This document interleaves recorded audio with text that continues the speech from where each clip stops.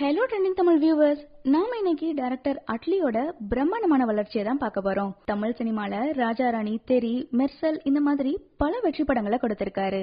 என்னதான் நாம அவரை காப்பி கேட் அப்படின்னு சொன்னாலும் அவர் இப்போ பாலிவுட்ல ரொம்ப பெரிய சக்சஸ்ஃபுல் டைரக்டரா மட்டும் இல்லாம இப்போ ப்ரொடியூசராவும் மாறி இருக்காரு.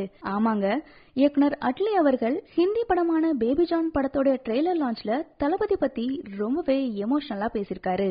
அதாவது வருண் தவான் நடிப்புல இந்த மாசம் வெளியாக போற பேபி ஜான் படம் பாத்தீங்கன்னா நம்ம தளபதி நடிச்ச திரைப்படத்தோட ரீமேக் தான். இத ஹிந்தில அட்லி அவர்கள் ப்ரொடியூஸ் பண்றாரு.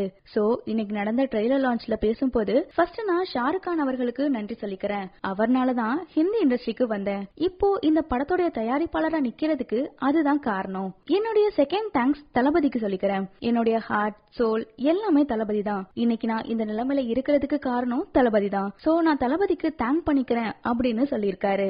அண்ட் இந்த பேபி ஜான் படத்துல கீர்த்தி சுரேஷ் அவர்கள் தான் சமந்தா ரோல்ல நடிச்சிருக்காங்க. தெரிய கொஞ்சம் பிரம்மாண்டமா எடுத்தா எப்படி இருக்குமோ அந்த மாதிரி பண்ணிருக்காங்க.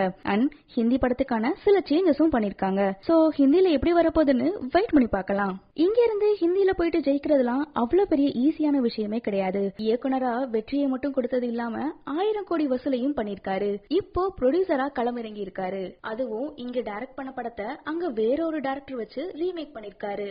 அண்ட் எல்லா மேடையிலையும் தளபதியை மிஸ் பண்ணாம நன்றி சொல்றதுதான் அட்லியோட ஸ்டைலும். அண்ட் இந்த மாதிரி தளபதி பத்தி நியூஸ் தெரிஞ்சுக்க ட்ரெண்டிங் தமிழ் சேனலை மறக்காம சப்ஸ்கிரைப் பண்ணிக்கோங்க.